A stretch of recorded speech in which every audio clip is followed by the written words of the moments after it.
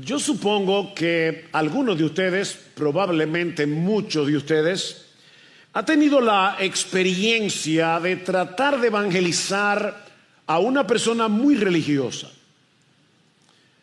que a pesar de su religiosidad, o como dirían en el día de hoy, a pesar de su espiritualidad, se resiste a aceptar la verdad pura y simple del Evangelio.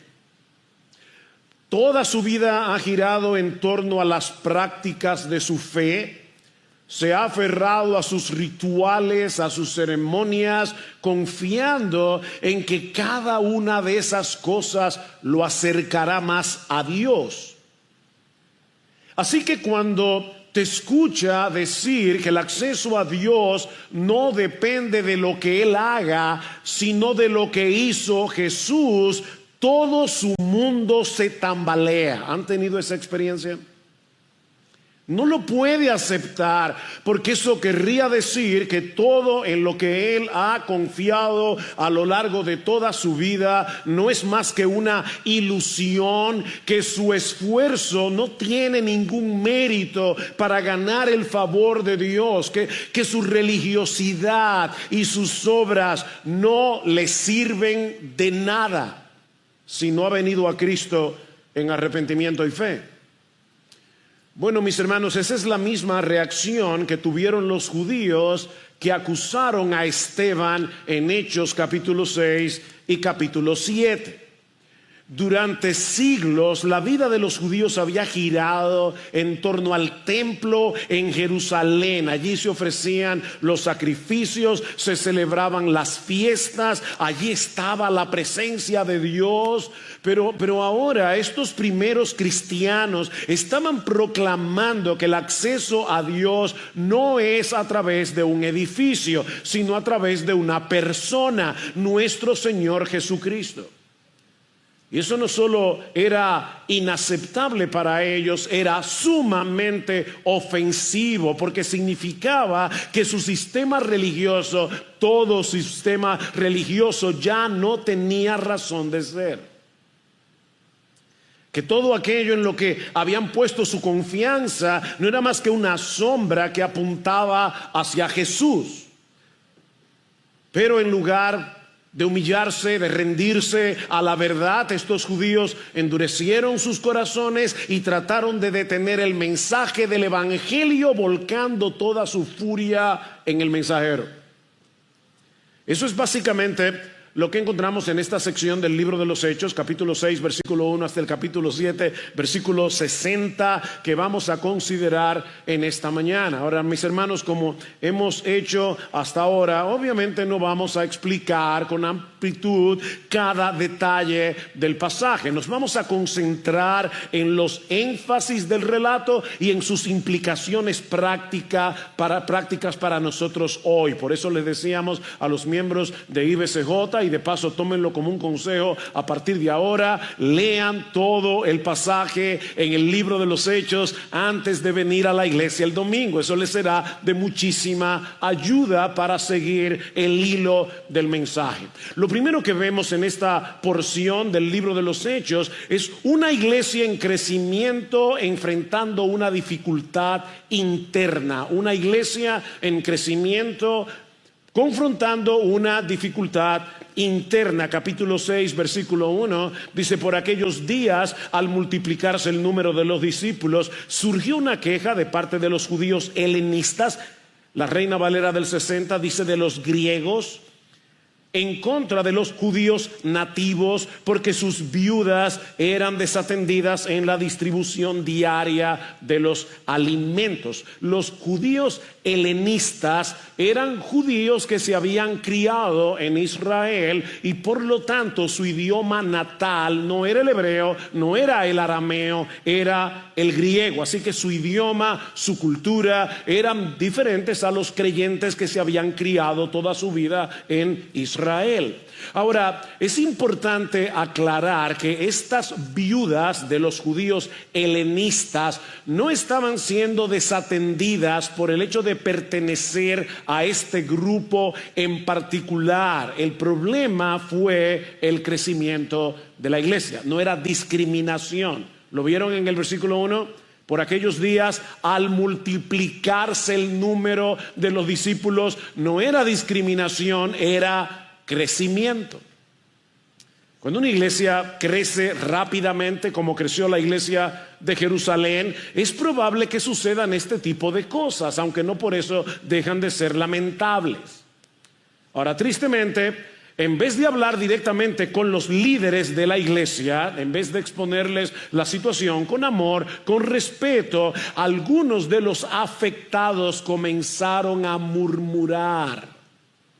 Y esta es la misma palabra que se usa en la Septuaginta, una versión griega del Antiguo Testamento, para referirse a los judíos que murmuraron contra Moisés en el desierto. Lo vemos en Éxodo 16, lo vemos en Número capítulo 12. Mis hermanos, la murmuración es un grave pecado a los ojos de Dios. Un pecado que, si no se detiene a tiempo, puede terminar dividiendo una iglesia.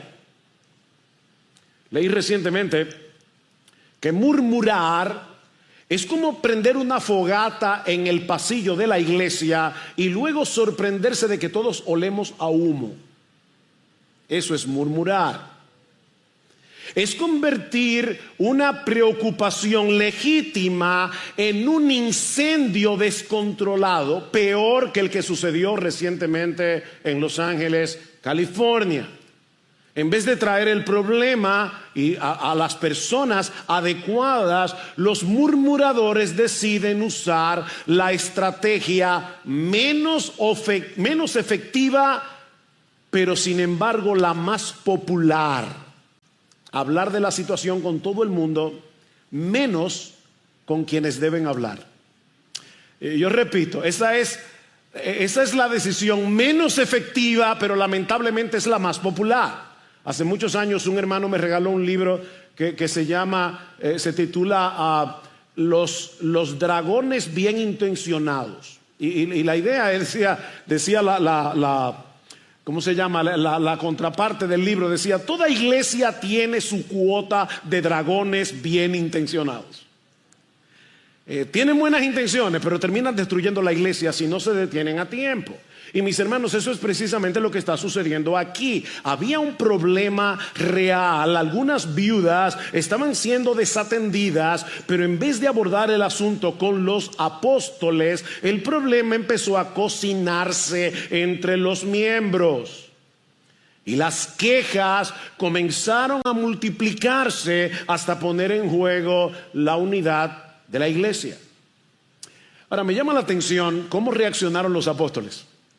Porque por la gracia de Dios, los apóstoles no se dejaron arrastrar por la ola de quejas, ni comenzaron a repartir culpabilidades. ¿Se dieron cuenta? En vez de eso, buscaron una solución sabia, práctica y piadosa.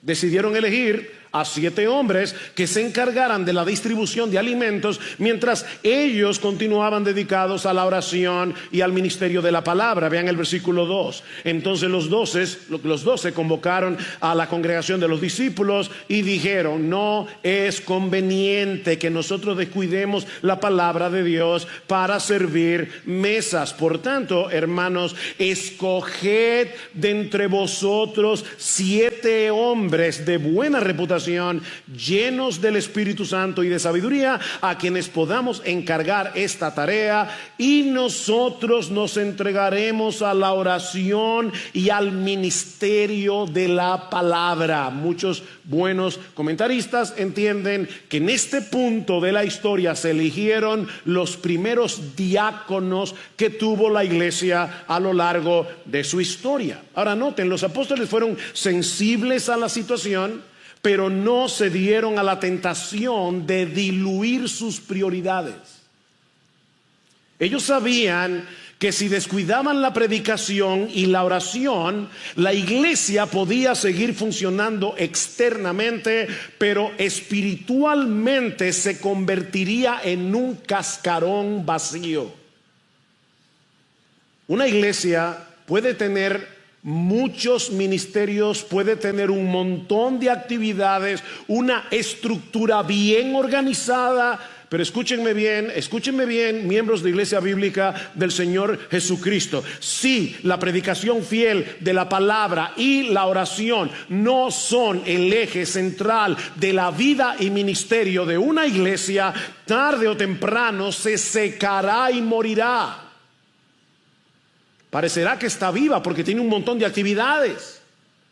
Pero es como la iglesia de Sardis. Tú tienes nombre de que vives, pero estás muerta. Mis hermanos, sin una predicación fiel no hay alimento espiritual. Y sin oración no hay poder del Espíritu.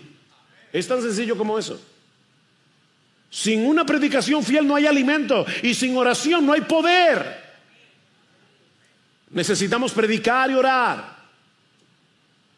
¿Y qué pasó aquí? Bueno, la propuesta agradó a la multitud. Y uno de los hombres que fueron escogidos fue Esteban. Vean el versículo 5. Lo propuesto tuvo la aprobación de toda la congregación y escogieron a Esteban, un hombre lleno del Espíritu y de fe. Y a Felipe, a Prócoro, a Nicanor, a Timón, a Parmenas, a Nicolás, prosélito de Antioquía. Todos los nombres que se mencionan allí son griegos, por lo que debemos suponer que sabiamente la iglesia escogió a 7 judíos helenistas para que cuidaran a las viudas helenistas.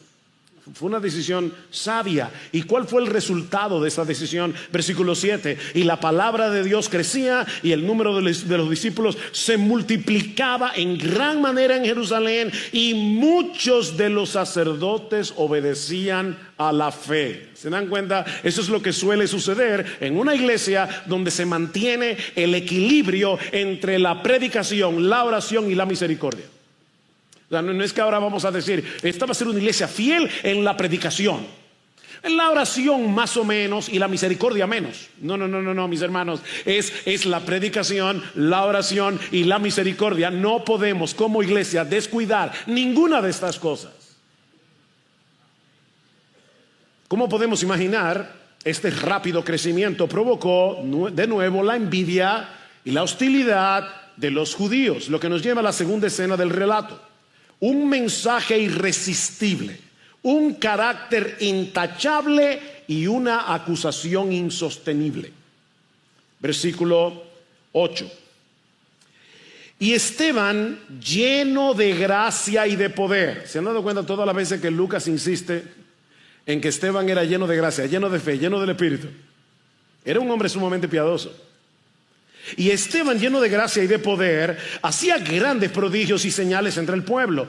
Pero se levantaron algunos de la sinagoga llamada de los libertos, incluyendo tanto cireneos como alejandrinos y algunos de Cilicia y de Asia, y discutían con Esteban. En la época del Nuevo Testamento, las sinagogas no solamente eran lugares de adoración, sino también que eran centros de instrucción en el contexto de la sociedad judía. Y esta sinagoga en particular se llama de los libertos, porque probablemente estaba compuesta de antiguos esclavos que habían sido libertados por sus amos. Y es muy probable que Esteban haya sido un miembro de esta sinagoga antes de venir a Cristo en arrepentimiento y fe. Así que estos judíos comienzan a debatir con Esteban, pero pronto se dan cuenta de que no podían refutarlo. Versículo 10. Pero no podían resistir a la sabiduría y al espíritu con que hablaba. ¿Ustedes recuerdan lo que dice Jesús en Lucas capítulo 21? Versículo 16, Cristo le dice a sus discípulos: yo les daré palabra de sabiduría, la cual no podrán resistir ni contradecir todos los que se le opongan. Bueno, eso es lo que se está cumpliendo aquí. Mi hermano, óyeme, no temas hablar con los incrédulos por más inteligentes que sean. Confía en el Espíritu Santo y claro, llénate de la palabra. Llénate de la palabra y confía en el Espíritu.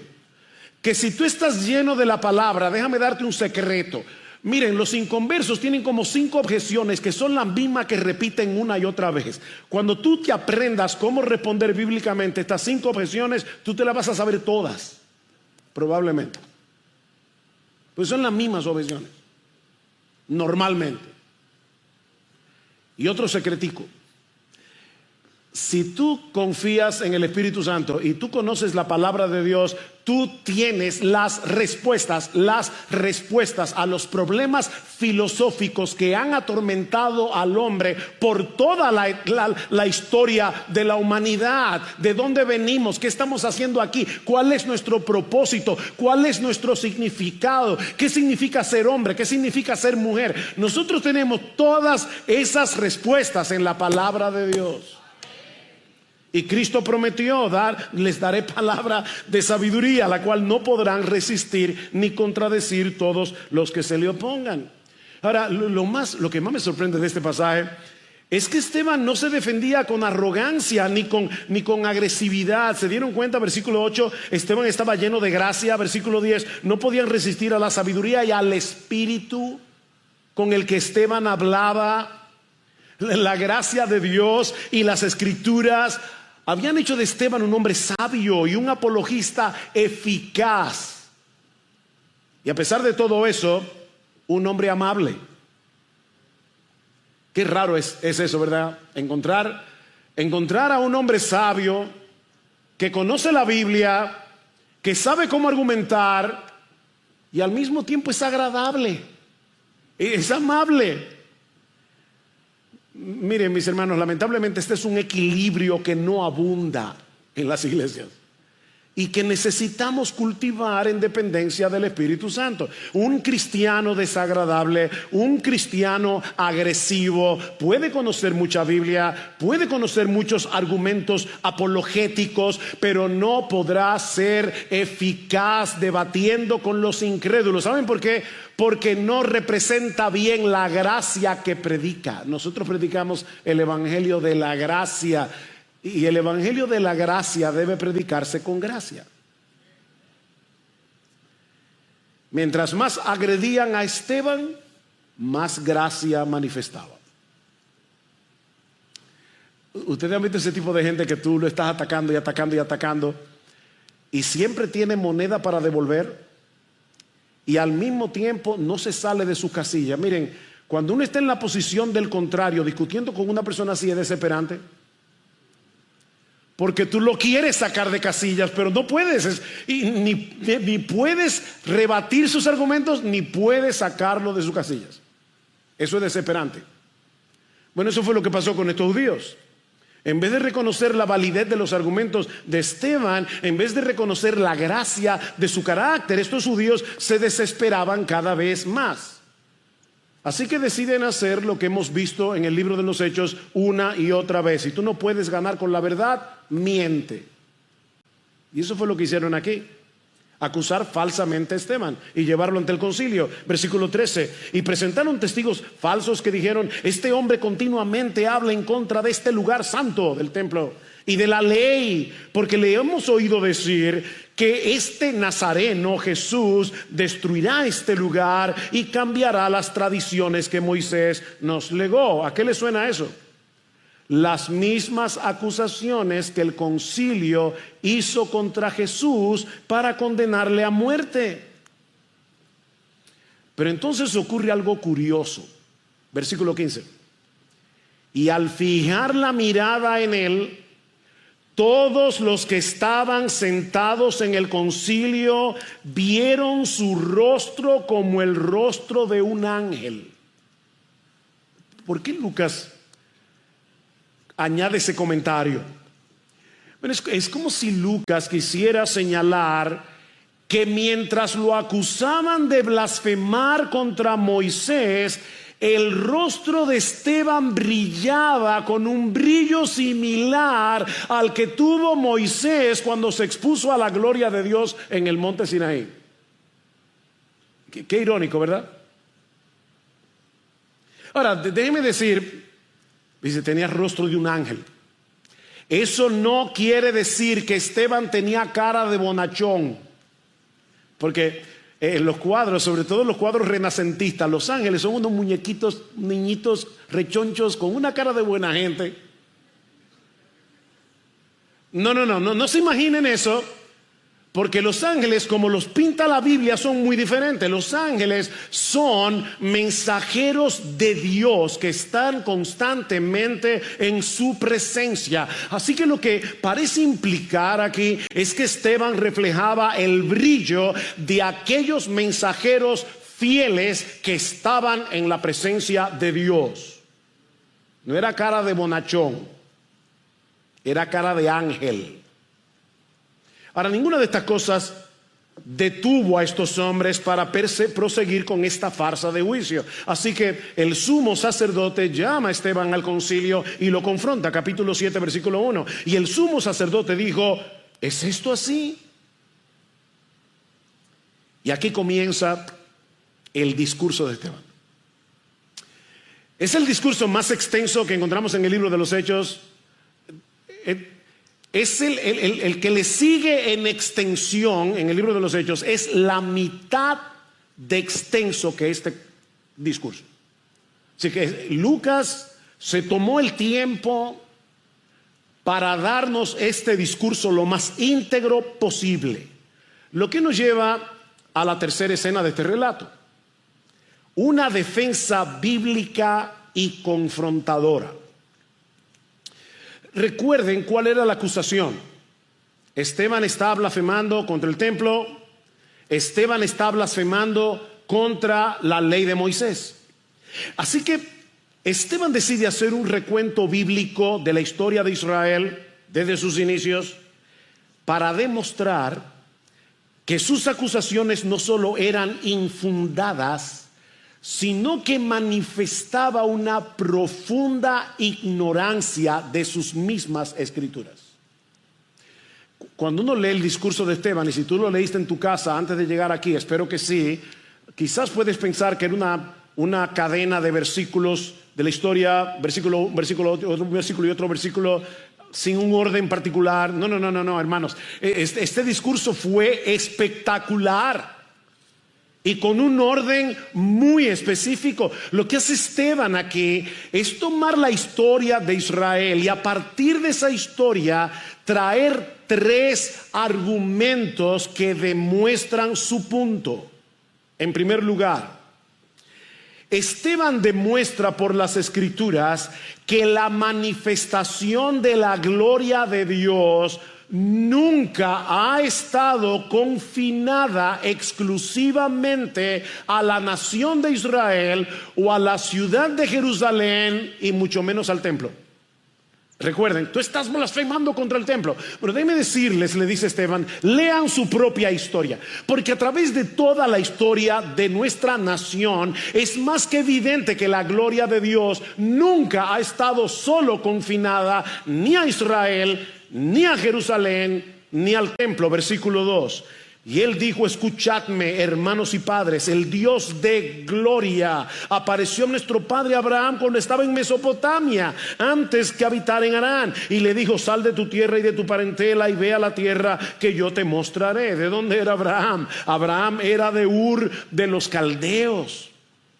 Y si tú buscas en un mapa te vas a dar cuenta que Ur de los Caldeos se encuentra nada más y nada menos que a 1100 kilómetros de la ciudad de Jerusalén.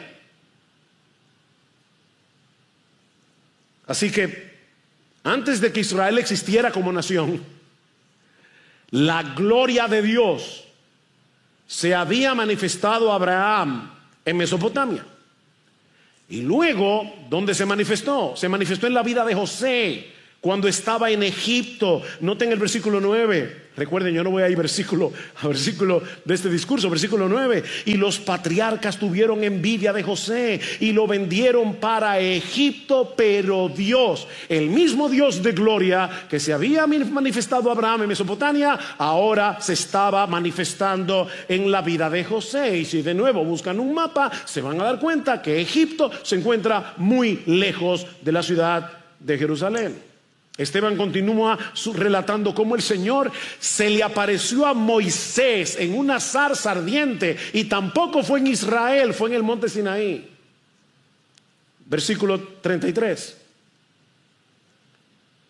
Dice: pero el Señor le dijo: quítate las sandalias de los pies, porque el lugar donde estás es tierra santa. ¿Por qué es tierra santa? Porque allí se estaba manifestando en esa zarza la gloria de Dios. Versículo 38. Este Moisés es el que estaba en la congregación en el desierto, junto con el ángel que le hablaba en el monte Sinaí, y con nuestros padres, el cual recibió palabras de vida para transmitirla a vosotros. ¿Dónde pasó eso? Eso pasó en el Sinaí.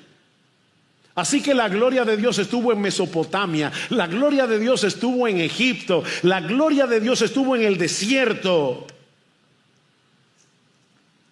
La gloriosa presencia de Dios no estaba limitada a un territorio geográfico. La presencia de Dios no estaba limitada a un edificio. En segundo lugar, segundo punto del mensaje de Esteban. Esteban les demuestra que a lo largo de su historia los judíos habían rechazado consistentemente a todos los mensajeros que Dios le había enviado. Es un rechazo consistente. Ya vimos en el versículo 9 que los patriarcas despreciaron a José, a pesar de que Dios estaba con él. En otras palabras, ¿a quienes rechazaron los patriarcas? Rechazaron al hombre de Dios.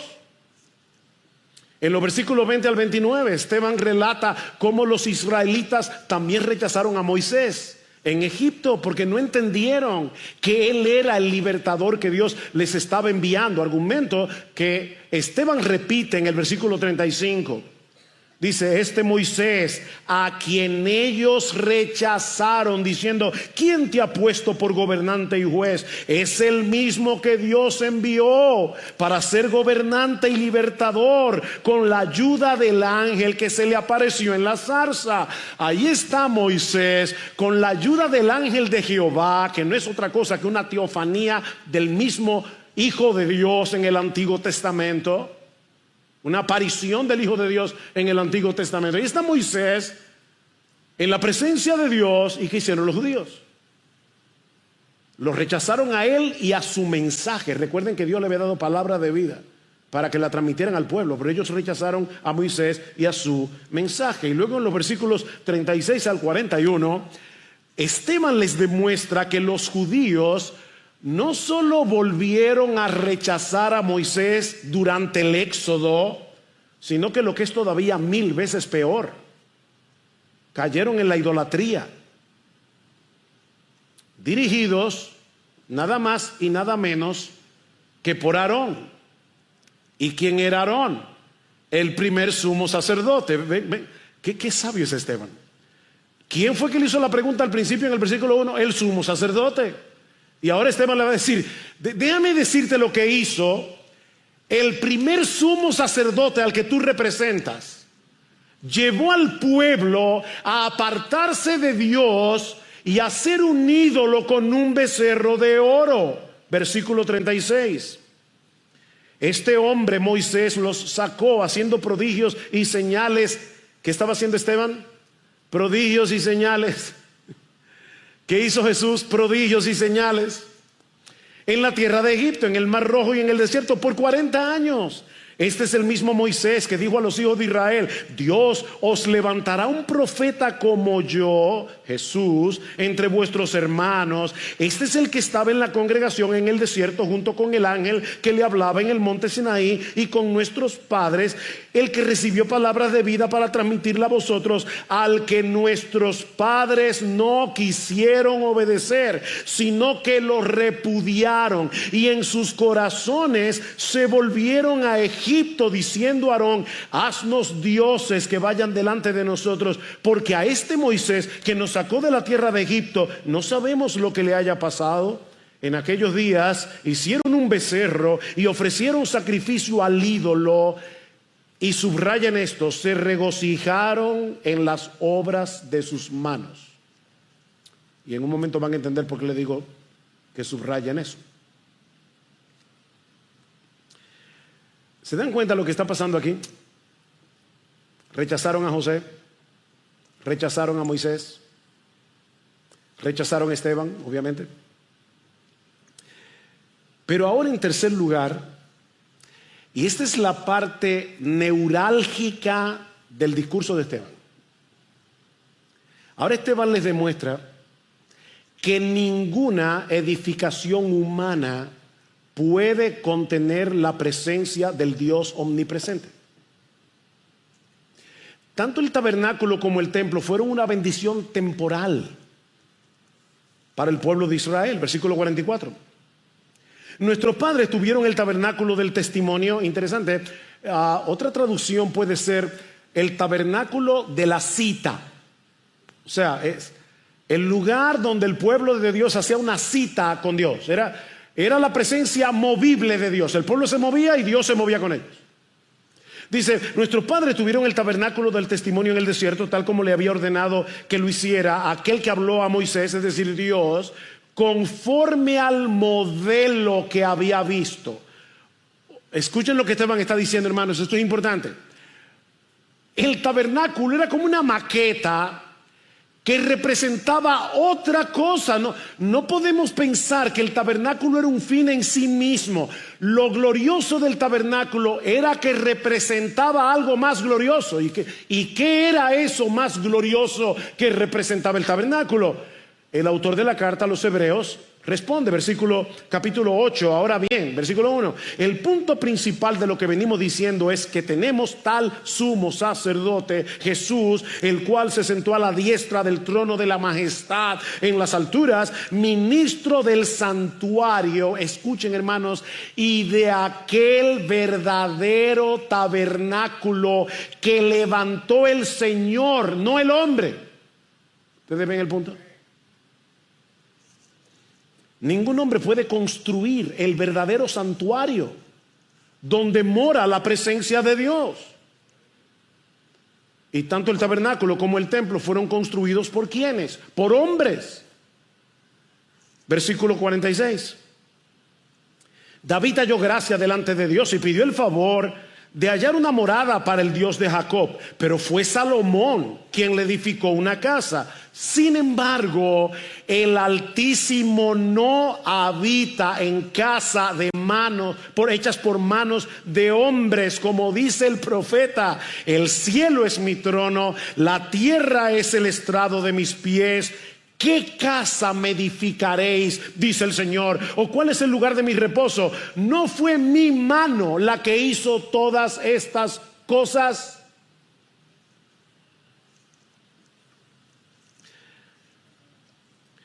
Mis hermanos, aquí hay una sutil pero poderosa conexión que fácilmente podemos pasar por alto. Vean otra vez en sus Biblias el versículo 41. Ahí dice que ellos adoraron a un becerro, obra de sus manos. Luego en el versículo 48 dice que el Altísimo no habita en templos hechos por manos humanas. ¿Qué es lo que Esteban está queriendo decir? Bueno, así como los judíos construyeron con sus manos un becerro de oro y le rindieron adoración, liderados ahora nada más y nada menos que por Aarón, el sumo sacerdote, estaban adorando al templo. El punto de Esteban es: ustedes hicieron un ídolo en el desierto y ahora hicieron del templo un ídolo hecho por manos humanas. En vez de poner su confianza en aquel a quien el templo representaba, ustedes han puesto su confianza en el templo mismo. Ustedes recuerdan lo que Jesús les dijo en cierta ocasión a los judíos. Dijo: uno mayor que el templo está aquí. Uno mayor que el templo está aquí. Leí recientemente una historia que ilustra perfectamente qué es lo que está sucediendo con estos judíos. Imagínense que a un niño sus padres les regalan un carro de juguete. No sé cuántos de ustedes recuerdan, bueno, es a mi generación, yo no sé si eso existe todavía, pero los carros Matchbox, ¿eso existe? Son unos carritos de juguete, eran geniales en mi época. Pero el punto es que estos padres le regalan un carrito Matchbox o de juguete a este niño de 8 años y le dicen: hijo, cuando cumplas 16 te vamos a regalar un carro de verdad. Este carrito es solamente un adelanto de lo que está por venir. Bueno, el muchacho crece. Cuando cumple 16 años, su padre le entrega las llaves de un carro nuevo y le dice: hijo mío, ahí está el carro. Pero resulta que el muchacho lo rechaza, diciéndole a su papá: no, gracias, yo tengo mi carrito. Desde que tengo 8 años, es mi carrito. ¿Por qué me lo quieren quitar? Y cuando su padre intenta explicarle que ese carro de plástico nunca fue el objetivo final, era una señal de algo mayor, el joven termina molestándose y le responde: ¿cómo me vas a quitar mi carrito? ¿No entiendes lo importante que ese carro es para mí? Suena ridículo, ¿verdad?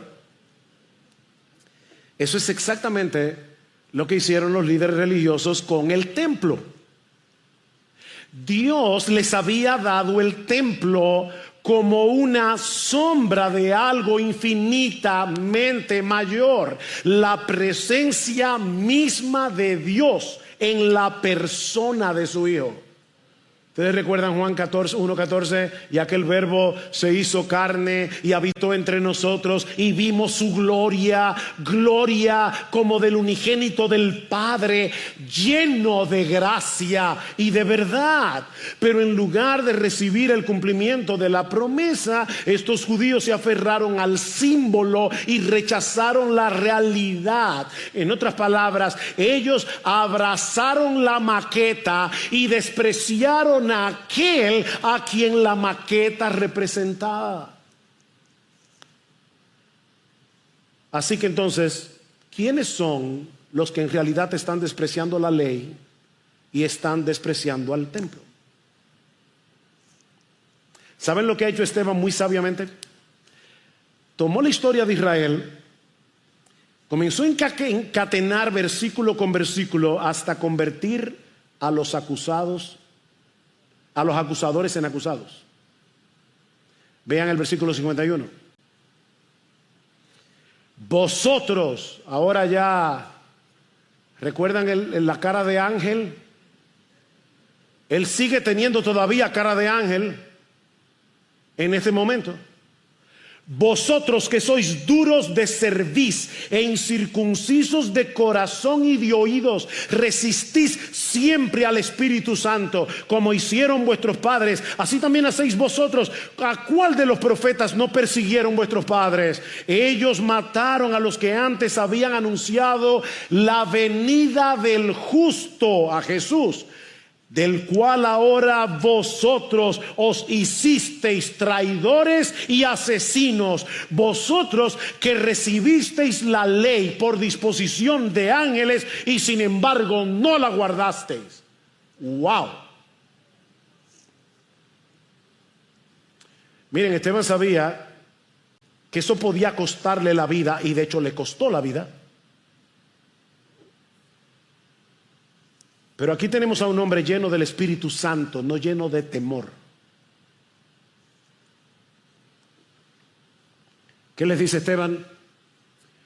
Ustedes llevan en su cuerpo la marca de la circuncisión, que representa al pueblo que pertenece a Dios. Pero ¿saben qué? Vuestros corazones están muy lejos de ese Dios al que ustedes creen que pertenecen. Ustedes son circuncisos en su carne, pero son incircuncisos de corazón y son incircuncisos de oídos.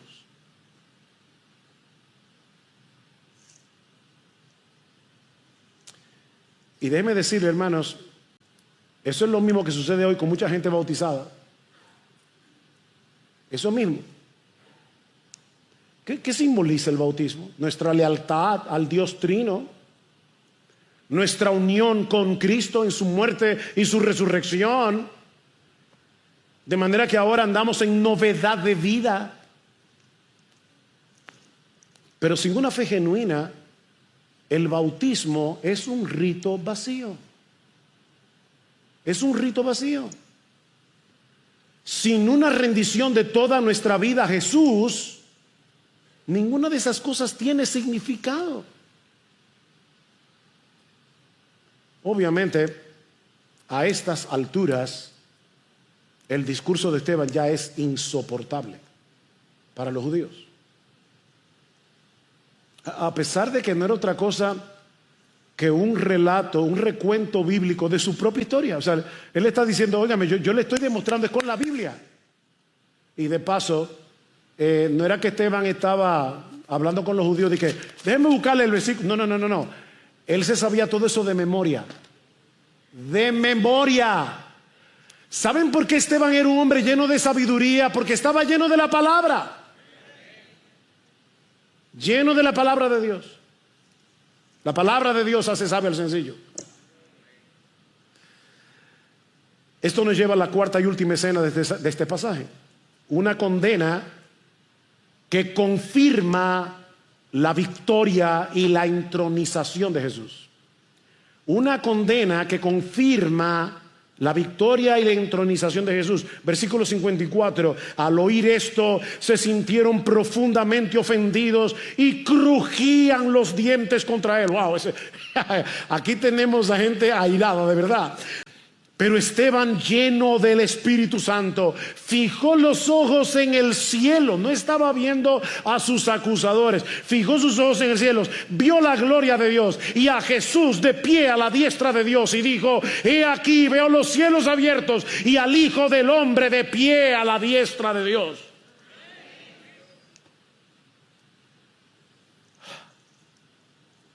¿Se dan cuenta, hermanos, qué es lo que significa esto?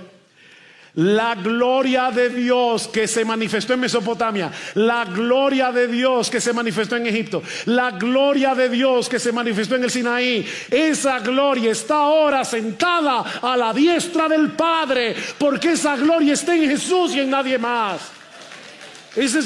Ahí era donde Esteban quería llevar el discurso. Esta gloria de Dios resplandece en aquel en quien habita corporalmente toda la plenitud de la deidad, dice Pablo en Colosenses 2:9. ¿Qué discurso? Jesús es el verdadero templo donde brilla en todo su esplendor la magnífica gloria del magnífico Dios que se revela en su palabra. Esteban tuvo el privilegio de ser el primer cristiano en ver a Jesús en su estado glorificado. Antes de que Pablo lo viera en Damasco, camino a Damasco, antes de que Juan lo viera en Apocalipsis, Esteban fue el primer cristiano que tuvo ese privilegio.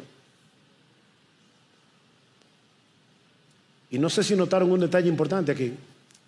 Una de las cosas que insiste el autor de la carta a los Hebreos es que Jesús está sentado, pero aquí está de pie. ¿Se dieron cuenta? 2 veces dice de pie, de pie. Es como si Jesús se hubiera puesto de pie cuando le dio a Esteban la capacidad de mirar su gloria, como aquel que se levanta del trono no solamente a vindicar a su siervo, sino a recibirle con los brazos abiertos. Aquí te espero, hijo mío.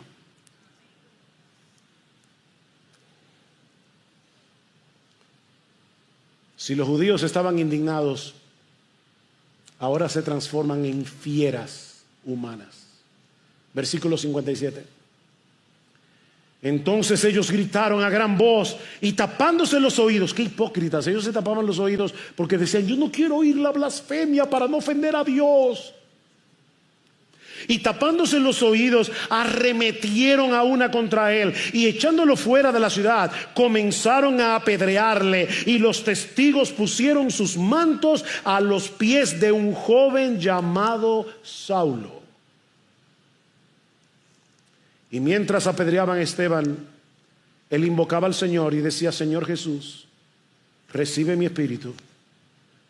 Y cayendo de rodillas, clamó en alta voz: Señor, no les tomes en cuenta este pecado. Y haciendo esto, durmió. Lucas introduce de pasada a un joven aquí llamado Saulo, quien más adelante jugará un papel protagónico en la expansión del evangelio. Pero ahora simplemente Saulo aparece como testigo y cómplice del asesinato de Esteban. Y no sé si se dieron cuenta, mis hermanos, pero hay un paralelismo evidente entre la muerte de Cristo y la muerte de Esteban. Ambos fueron acusados falsamente de blasfemia. Ambos apelaron a la profecía del Hijo del Hombre a la diestra del Padre. Ambos fueron ejecutados fuera de la ciudad. Y la idea es: son malditos de Dios y no pueden morir en Jerusalén. Ambos encomendaron su espíritu al cuidado de Dios.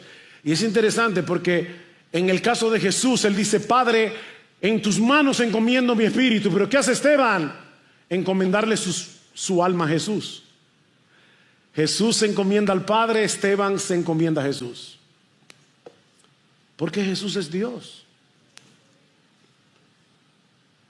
Ambos rogaron por sus enemigos. ¿Se dieron cuenta? Padre, perdónalos.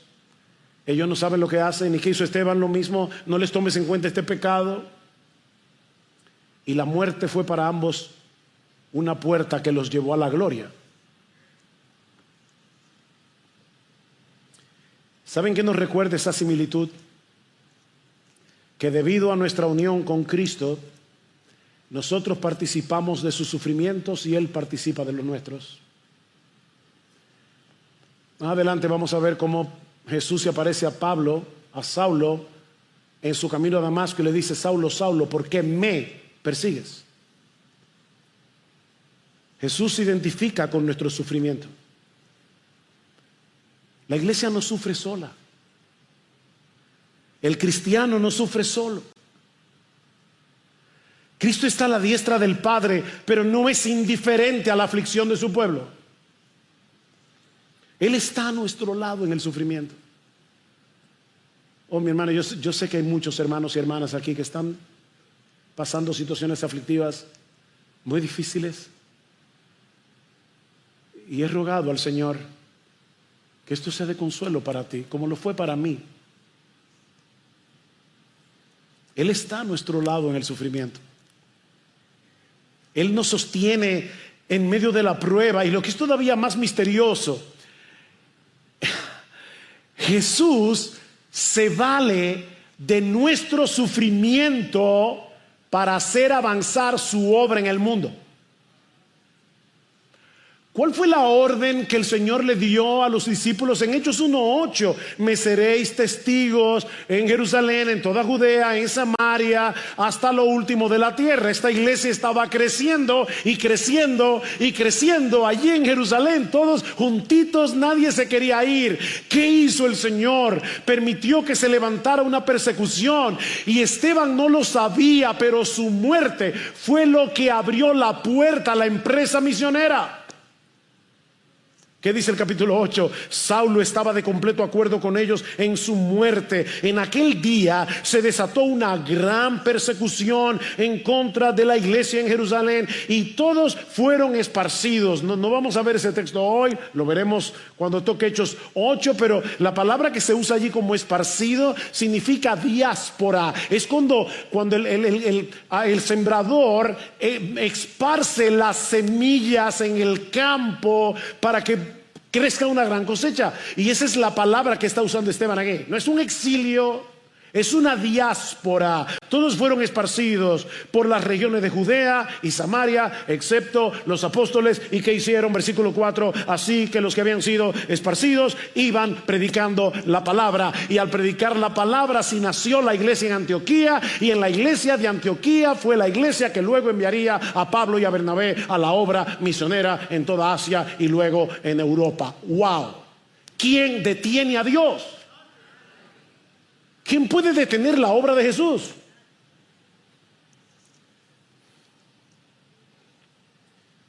Así que los líderes religiosos de Israel, con Saulo a la cabeza, creyeron que podían detener la propagación del evangelio eliminando al mensajero, pero su odio y su violencia no hicieron más que activar la obra misionera de la iglesia primitiva. Conclusión: este relato sigue siendo tan relevante para ti y para mí hoy como lo fue cuando Lucas lo escribió. El mundo sigue aferrándose a sus filosofías, a sus actividades religiosas, a su justicia propia, a sus supuestos méritos personales. Todo con tal de no reconocer a Jesús como el único camino al Padre. Es lo mismo. Pero ¿sabes qué, mi amigo? Tú puedes rechazar a Jesús y seguir aferrado a tu religión, y seguir aferrado a tu filosofía, y seguir aferrado a tu decencia, y seguir aferrado a tu moral, pero eso no cambia la verdad. Tu rechazo no cambia la verdad. Jesús es el único y verdadero lugar de encuentro con Dios. El único. Mis hermanos, de paso, este no es el templo. Yo no sé cuántas veces yo voy a repetir eso, una y otra vez, pero hermanos, esto no es un templo, esto es un edificio que alberga el verdadero templo. Esto no es un templo. Hay personas que creen que si oran debajo de este edificio, la oración va a subir más rápido. Así como hay gente que va a Israel pensando, estoy en tierra santa. No, tú estás en un pedazo de tierra igualito que en Baní o en Barahona. Claro que ir a Israel es un tremendo privilegio. Ustedes saben, los que saben que yo fui a Israel en el 17, 16, por ahí no me acuerdo, y realmente fue el viaje de nuestra vida. Es increíble estar allí y ver la historia con tus propios ojos. Para eso sí es bueno ir a Israel. Pero óyeme, cuando tú estás en Israel y tú le estás orando a Dios, esa oración va a subir igualito que si estás en cualquier lugar del mundo.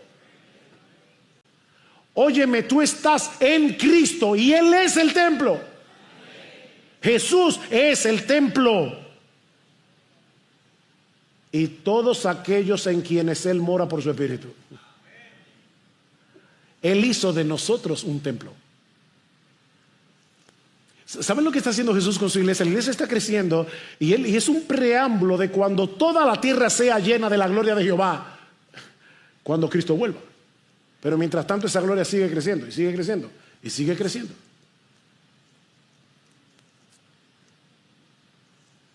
Y mis hermanos, tú y yo necesitamos tener esa perspectiva y esa visión del Cristo glorificado. Tú y yo necesitamos ver a Cristo como Esteban lo vio.